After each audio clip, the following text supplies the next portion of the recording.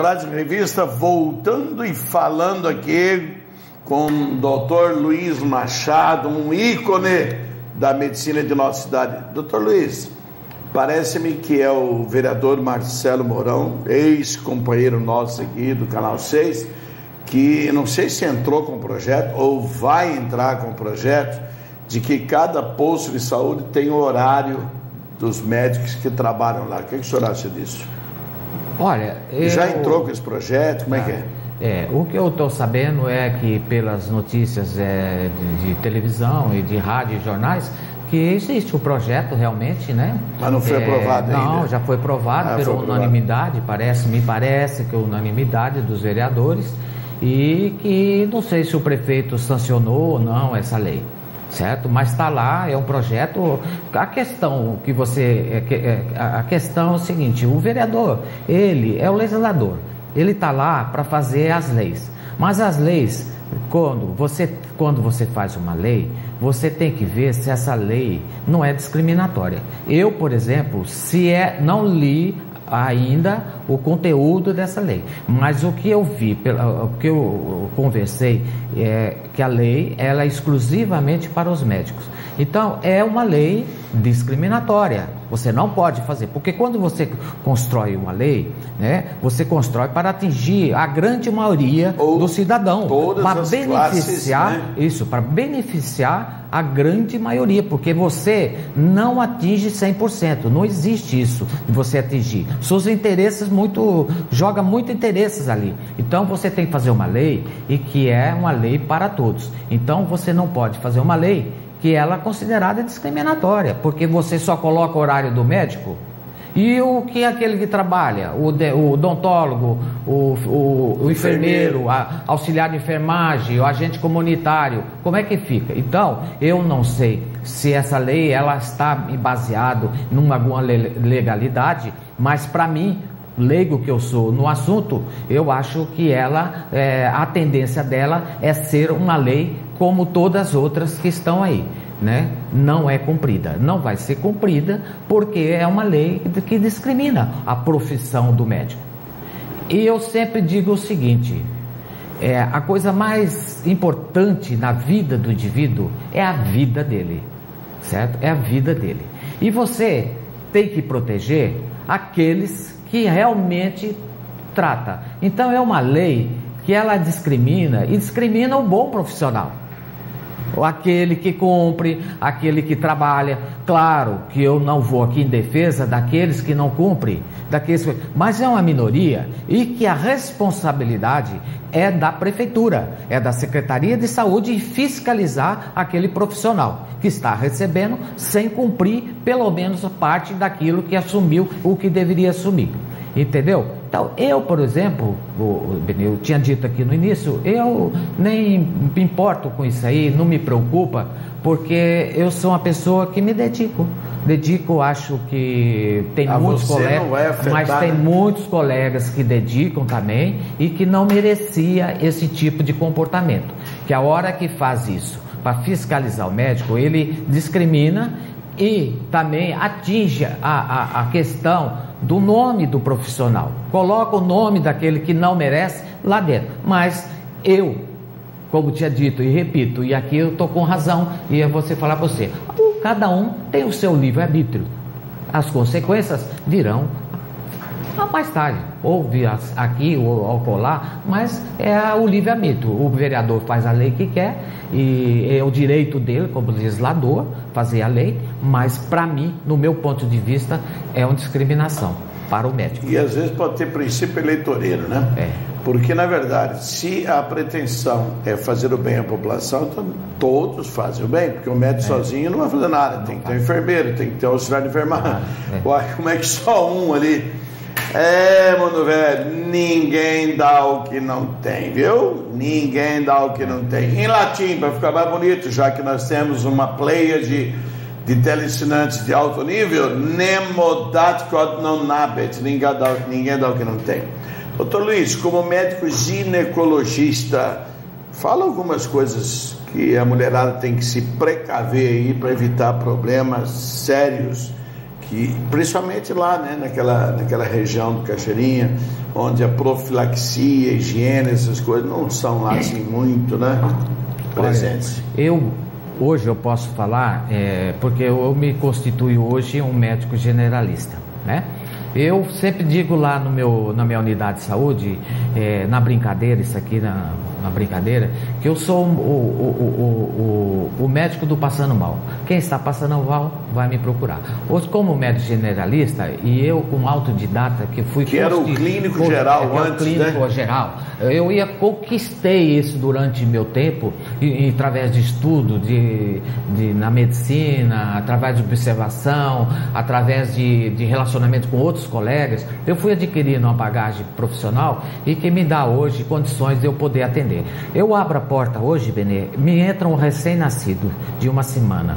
Eu fecho aquela porta, entra um idoso de 70 anos. Você está entendendo? Eu fecho e abro a porta, me entra uma grávida em uma gestação de risco. Entro, fecho a porta, entra um adolescente. E uma adolescente de 14, 15 anos, ou se ela não está grávida, ou ela está com algum problema ginecológico que adquiriu na má orientação da sua sexualidade. Você tá entendendo? Então, hoje, eu não sei, quando eu abro a porta, quem vai entrar. Entendeu? Eu não posso, eles não me dão oportunidade de falar assim, não, doutor, eu estou com dor de cabeça. Não, eu sou médico ginecologista, eu não sou médico de cabeça. Não me dá essa oportunidade, entendeu? E é lá que eles vão atrás de mim e atrás de todos aqueles que trabalham. Não dá essa oportunidade, mas o senhor atende, né? Atendo e tento e assumo com ele esses cuidados que deveria ser feito, né? E assumo com ele a decisão, o que deve ser feito, o que deve.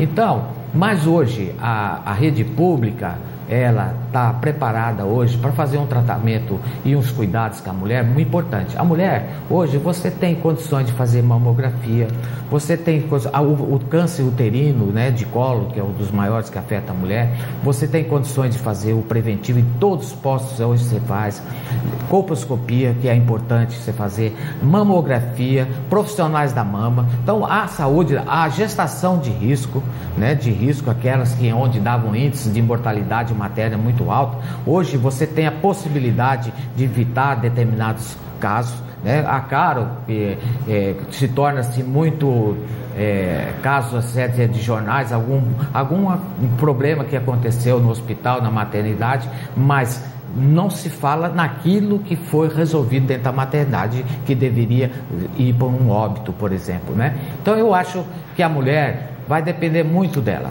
né?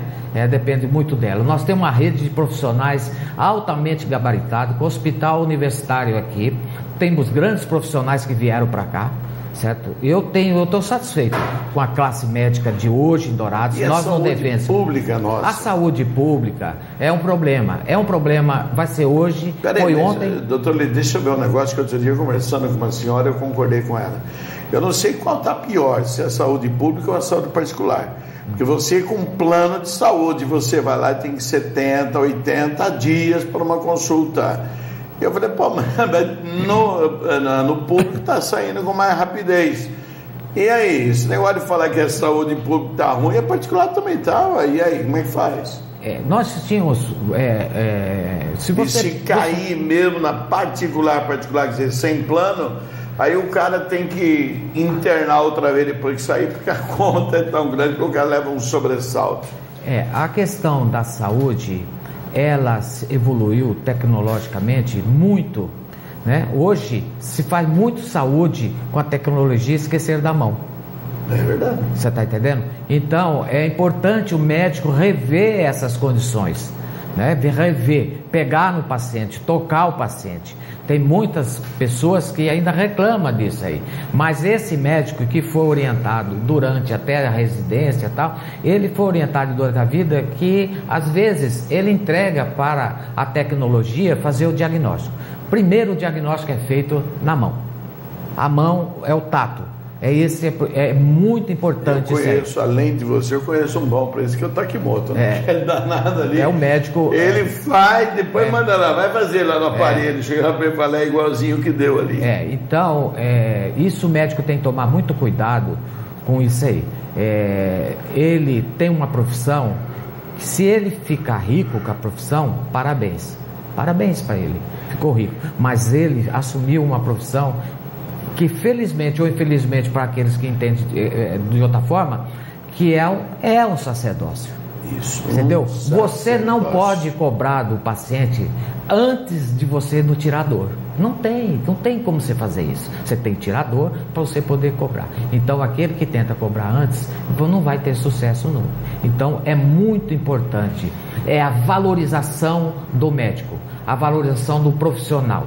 Por isso que na rede pública, quando não tiver um plano de carreira, cargo e salário, para o médico saber que lá na casa dele tem a família dele, que ele tem filhos para sustentar e que ele precisa trabalhar em 3, 4 empregos para poder sustentar a sua família, não para ficar rico, para sustentar a sua família, não vai ter sucesso nunca a saúde pública. Se os governantes não tomar consciência, só que a medicina, a prática da medicina é muito, você combater a doença, uma coisa que você já tinha, que era a saúde, você perde, e que a saúde você ganhou, que você acha que você ganhou de graça, certo? E você não se importa com ela. O caso exemplificado da dengue, certo? É uma doença praticamente envolvida o próprio cidadão. O poder público, ele pouco pode fazer, ele pode alertar, mas quem faz a cura e acaba com a dengue é o cidadão. Se ele não se cuidar em casa, aqueles cuidados necessários que você deve fazer, nós vamos ter sempre a dengue. E o vírus, ou qualquer bactéria, que são casos de uma doença por bactéria, ela cria mutações, entendeu? E resistência àquilo que você combate. E você tem que gastar muito dinheiro para poder descobrir a cura para aquela resistência daquela tal bactéria ou daquele vírus. Então você tem a dengue 1, a dengue 2, a dengue 3, a dengue 4, daqui a pouco você tem a dengue 5, e aí fica muito difícil. Fazer uma metamorfose danada, né? Eu sempre falo para os nossos pacientes, a saúde é você que tem que cuidar dela. Nós estamos aqui para orientá-lo, mas ela depende quase exclusivamente de você, dentro da sua casa. Criança com diarreia, hoje estão se fazendo um grande trabalho na Cachoeirinha, que é o saneamento. Isso vai ter quem conheceu a Cachoeirinha antigo, sabe? Então o índice de diarreia, de verminose era muito alto. E por quê? Verminose, ela leva óbito também, então, mas hoje, graças a Deus, estamos lá com asfalto, com saneamento, a água praticamente, eu posso dizer, se eu não estou aqui mentindo ou falando besteira, mas nós temos aí, eu acho que deve ter mais de 90% com água tratada, potável, você está entendendo? Isso dá para a prevenção, né, e os cuidados com a saúde é muito importante. Agora, voltando, o médico, ele com essa onda de ter 3, 4 empregos para poder, ele se torna uma pessoa, não é que é materialista, mas uma pessoa que ele vai perdendo um pouco daquilo que ele aprendeu na escola, que é o trato com o paciente. Ali no Cachoeirinha, e mesmo no seu consultório, como é que está a evolução da AIDS?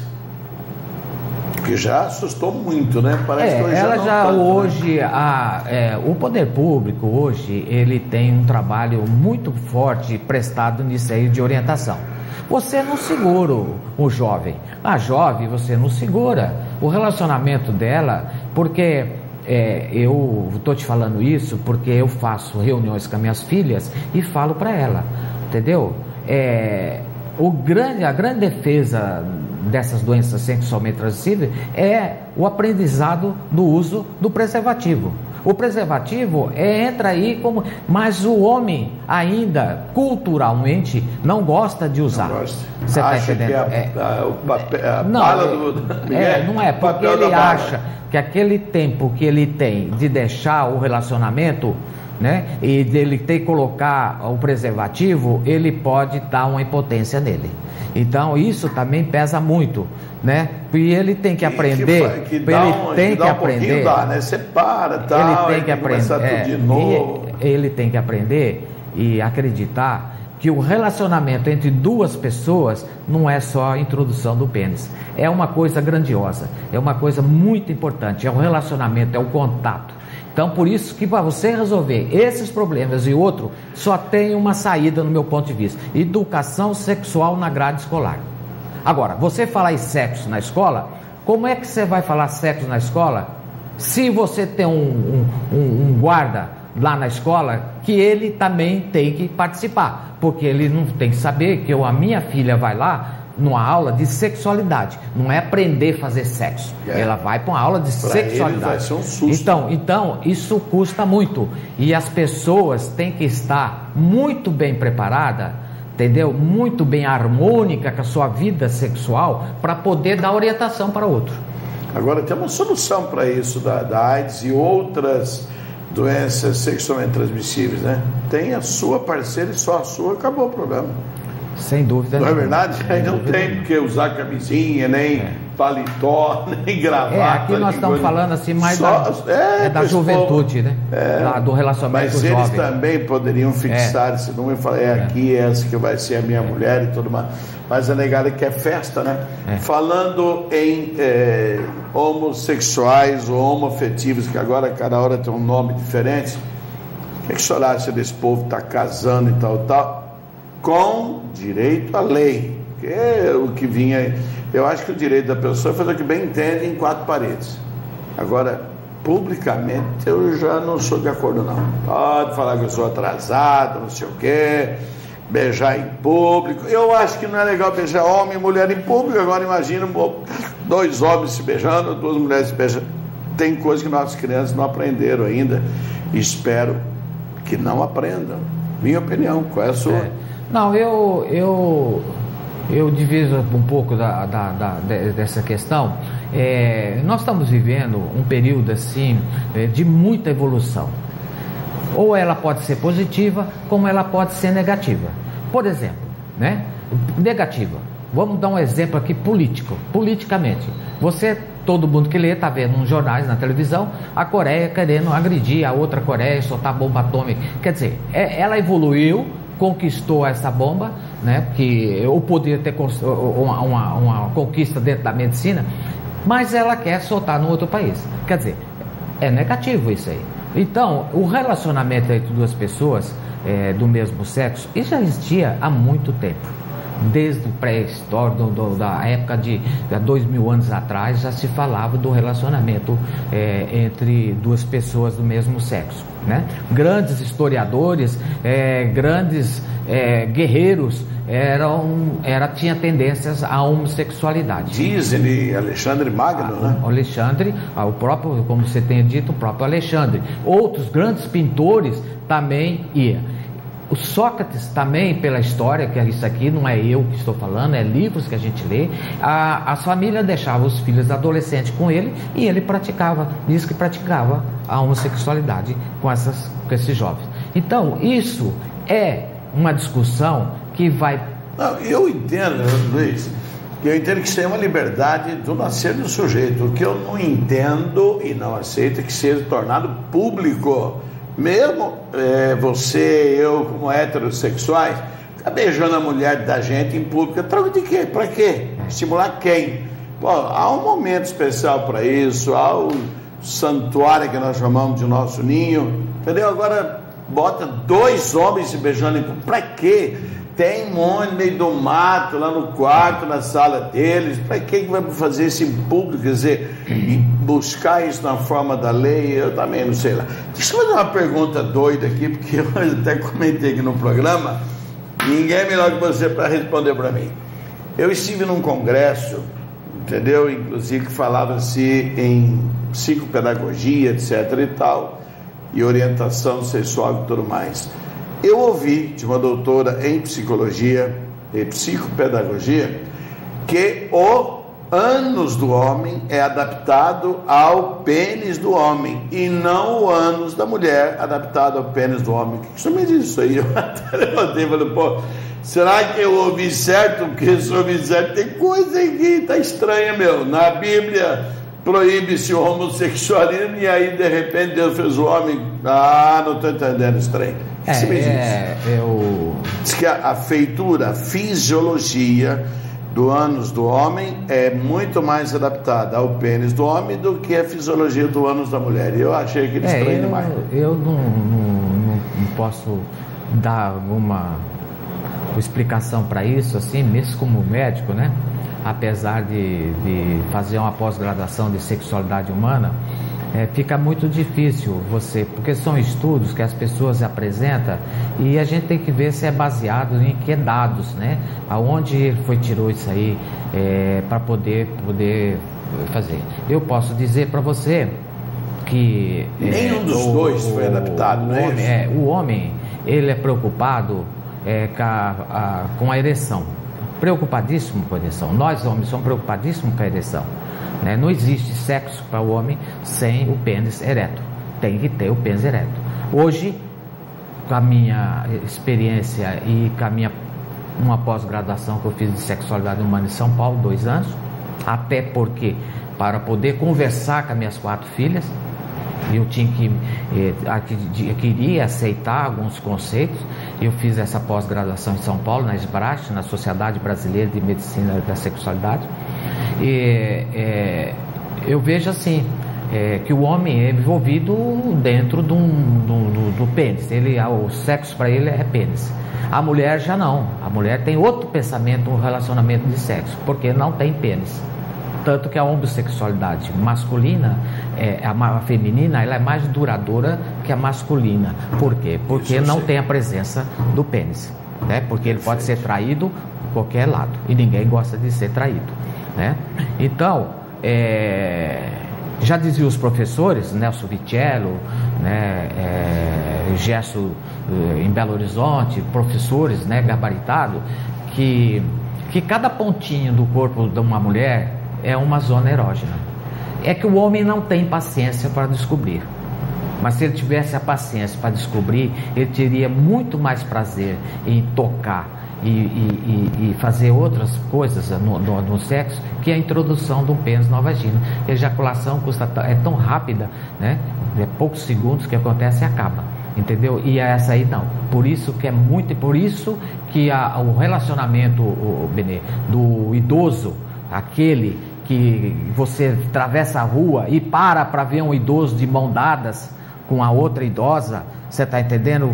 Aí você fala assim, puxa, mas como que essa pessoa faz o que eu não consigo fazer? Sabe por quê? Porque para ele, naquele momento, é muito mais importante pegar na mão da companheira, estar do lado da companheira, conversar com a companheira, suportar um outro durante a velhice, que ter uma introdução de pênis.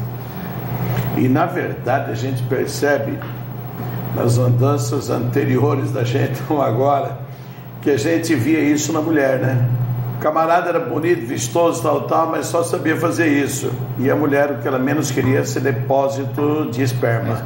Entendeu? Tem muito mais coisa para o cara ficar se divertindo, muito mais, e o tonto acha que aquilo ali, que é o poder masculino, né? Eu estou penetrando. Oh, quanta gente corna tem por causa disso.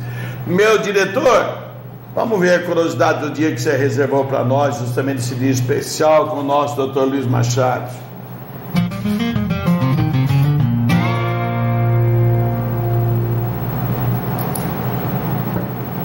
Vixe, estica aí. Deixa eu ver se eu vou conseguir enxergar daqui, meu.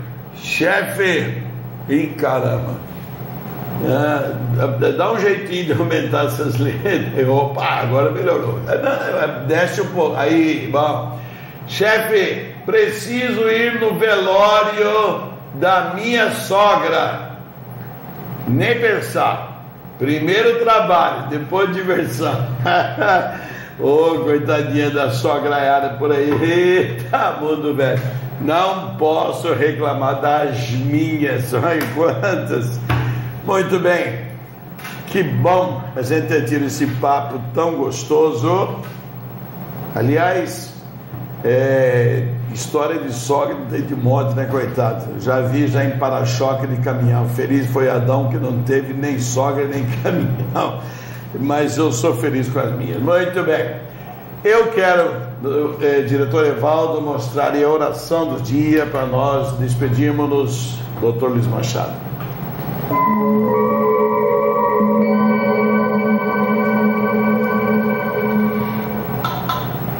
Espera no Senhor e guarda o seu caminho e te exaltará para herdares a terra. Isso aí está no Salmo 37, verso 34.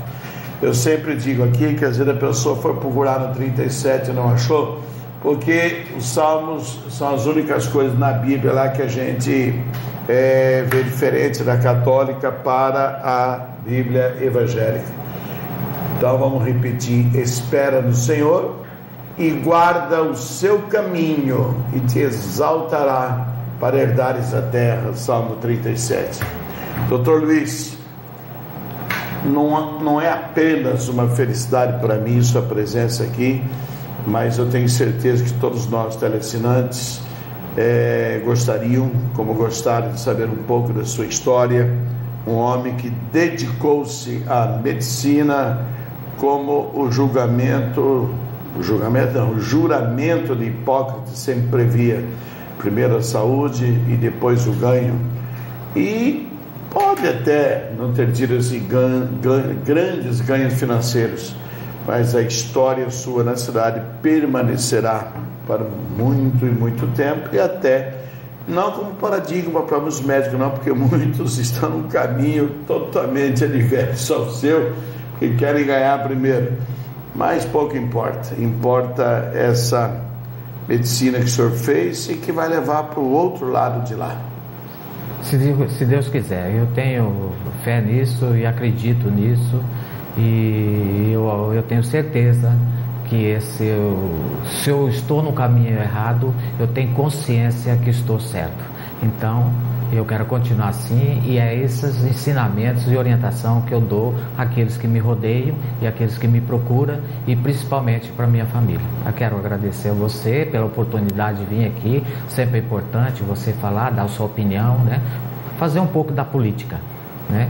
E trazer um pouco que essa cidade merece, todos nós, e temos que lutar. Que uma administração, ela não se faz só com o prefeito, com os vereadores. A administração, ela também, nós somos responsáveis por ela, né? Aquele que passa na rua e joga uma sujeira, daquele que critica sem dar solução. Quer dizer, isso não é bom para nós e não é bom para a nossa cidade. Então, por isso, quero deixar aqui um forte abraço a você, a sua equipe, e que Deus nos proteja sempre, que dá aquilo que nós realmente merecemos. É com esse pensamento, com essas palavras bem colocadas, que a gente se despede, pedindo a Deus que abençoe copiosamente os lares de nossos teleassinantes, que transforme o coração daquelas pessoas que só veem o lado consumista das coisas, e comece a ver que cada ser humano é um outro pedaço de Deus que nós temos para poder completar o Deus verdadeiro dentro de nós. Que Deus nos abençoe, e convido a todos os nossos teleassinantes, todos os nossos amigos, para o encontro das 23 horas, quando estaremos reprisando esse programa, e também amanhã às 7 horas. Quero lembrar que antes do meu programa nós tivemos Louvor e Arte, aliás, vamos ter, né? Louvor e Arte Companhia antes das 23 horas, numa gravação extraordinária, novas músicas, e acabou aquela história de ficar repetida. Então pedi para o Rubens. Então agora, só na sexta-feira passada foram 9 bandas que gravaram. Está lindo, lindo, lindo. Um pouquinho antes do meu programa eles estarão aqui se apresentando. Até lá, muito boa noite.